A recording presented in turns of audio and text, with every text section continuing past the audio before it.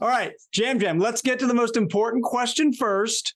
You told us on day one how excited you were to poop in the ocean. So how was it? Oh, it was everything I could have imagined and more. If you've never done it, try it. Oh, I've done it ever since. I go to the beach every Sunday, and once in a while, I go like, oh, let's do it like Fiji again. And I go. So let's talk about the big win. Congratulations. How confident were you walking into that final tribal council? Well, I was not confident. And I think that was the reason I went so hard for it. It was because after Heidi making that fire, it light up something in me. Like I couldn't sleep that night. Like my heart sank that night when Heidi did that. It was so amazing. But I went to the camp and I thought all night long about my relationship with every single person and where I was in every boat and where I was with everyone. And I did like a little like to-do list, like from back to front of everything I did. And when I walked into that tribal, I made sure to tell everyone how I connected with them. And if it wasn't for the motivation and for how afraid I was for Heidi's move, I might have been different, but it turned something in me, a little flash. I was like, whoa. Could you sense things going your way as tribal went on? Could you sense, all right, this is working, the jury's picking up what I'm putting down? Are they picking up what I'm dropping? At some point, I had some lines that are good, I know how my words fall on people, and I see their reaction and stuff, and I like when they're laughing and they're being receptive. There was my thing about using people's reaction and my connection with them to my favor. And when Franny was like, wow, that's awesome. I think I'm saying something that it's making sense on the other side. Did I thought it was enough? No, of course. Like I really respected Caroline's game. And I saw Caroline's game more than anyone saw it because I was with her all the time and she saw my game as well. And as Heidi, I respect also the stuff she did. So it was not a sure thing in my head, but it definitely, there were some stuff that I said that I knew were making sense. I know, I'm sure you were doing jury math in your head, right? Leading into tribal, during tribal, okay, I think I got these guys, these people I don't know about. So which votes, 7-1-0, Jam Jam, which votes surprised you the most that you got? The vote that surprised me the most that I got, and I think it's because he was not giving me any kind of information when I was talking. It was like Kane, it was like blank. And when everything was over and he comes to me and he smiles, because he has a good smile. And he goes like, damn, it was amazing. And I was like, oh, that surprised me. He was very, very, very good about not giving any emotions during the jury. So I didn't know what was going in his head.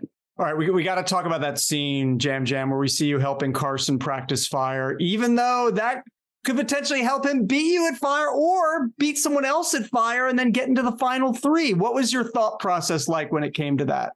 In a lot of scenarios, I play like that and I work like that. My friend is Carson. I loved everyone, but Carson and Caroline were there with me since day one. I saw him do such amazing things during the game that it would have been not myself to let my friend fail in such a way. And when I was practicing fire on the rock with Caroline, we got it right away. But Carson was like in a little corner of the beach and I go to him and he's asking for his space because he's such a proper gentleman. And I was like, I want to talk to you. What's going on, And he breaks down and talks about how afraid he is of the fire in a way that I've never seen him talk about anything like that before. And I knew he wasn't playing at that moment. And the way he was talking to me was not a game. So I only could do what I normally do with people. And I help people that need something. And I know how to help them, So yeah, it was cool seeing that he did the fire against the fastest fire making person in the history of Survivor. He had a flame. Anybody that went against Heidi in the history of Survivor would have lost. Anyone in the history of it, in the history of everybody. I mean, she was the fastest fire making ever. So the fact that he had a fire against the fastest fire making was exactly what I wanted for all of us. Well, he had a good coach. I love playing Survivor What If. So how do you think you do at the end if Carson does beat Heidi at fire? If he gets in there and you get an all Tika final three, what happens?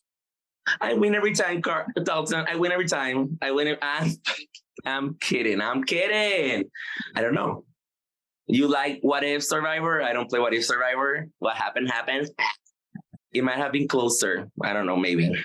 All right. So let's say you had won that final immunity challenge. You'd won Samotion. Whom would you have brought with you to the end, and whom would you have put to fire?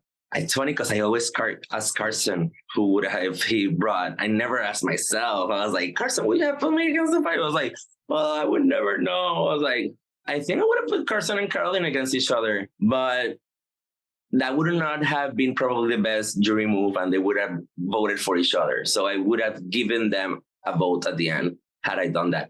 So I trusted my fire making skills good enough to put myself against someone. And I did talk about that before we went to the last immunity challenge. When you have that necklace around your neck, you think about it a little bit extra, maybe I don't want to put myself in danger, but it was a possibility of me putting myself against one of them. But what is it? Like, woulda, coulda, woulda. I don't know how that goes, but yeah, exactly that. JJ, were you and Carolyn faking arguments out there so people wouldn't realize you were as aligned as you were? Like, how much of that was real? How much was it just acting? Carolyn and I were very in tune about everything that was going on. And we would talk about faking arguments. But Miss Carolyn, halfway through my faking the argument, example, I'm Felicia of Tribal Council. She forgot we were like joking. And she was like, woo, and turn against me and like go like, are you for real? Are you serious? And I'm like, girl, well, good. It was a joke. Oh, no. If you said it was because you meant it. And I was like, oh my God. I'm a good actor. I'm such a good actor that I play Carolyn in our acting thing. But that's how Carolyn is. And Carolyn is such a good player that she was always a step ahead in terms of like, maybe they're not, maybe it's true, maybe. But I was like, you know where I come from, Carolyn. It was like a joke. And yeah, but I'm happy everybody enjoyed it. Yeah. But to me in that seat, I was like, oh my God, here we go again. How much weight did you lose out there? I weighed myself 4 days after I came back. Like I had already eaten for 4 days and I had lost 35 pounds. So I estimate it was a little bit more. Yeah.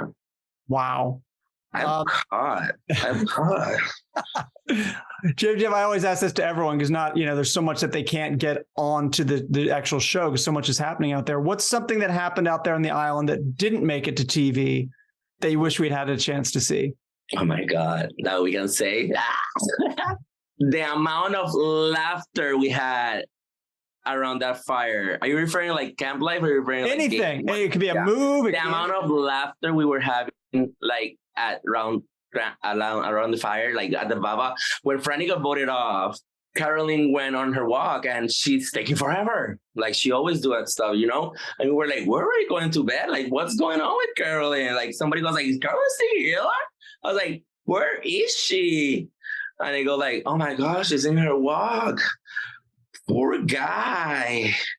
The poor guy being the guy talking to Caroline and everybody just burst, laughter, everything. Every time Jamie and I would look at each other, it was just laughter for like 30 minutes. It's like endless laughter. Everybody cannot stop. And every time we look at ourselves, we only had to say poor guy. So every time somebody would go on a walk, we would say like, oh, poor guy. So when the poor guy t-shirt is coming. Jam Jam, you wrote your name down as the winner of Survivor 44. Will you write your name down again? If they ask you to play this game again, what will you say? Hell yeah.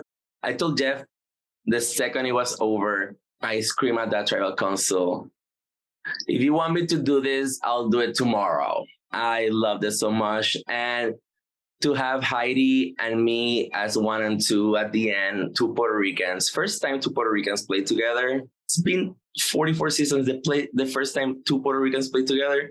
1 and 2, we're very, very proud. What about The Amazing Race with Carolyn? Would you do that? I will play The Amazing Race with Carolyn any day. Will we be good at it? That's a whole nother story. Man, it was a blast to watch you all season long. And love you as a winner for this season. Perfect representation of the season. Congratulations, man. It was an absolute blast watching you. It's such an honor to be able to represent 44 with such amazing people around me. I could not have asked for a better family, like Survivor family. Like, I'm so lucky. So lucky. They're amazing. They're amazing.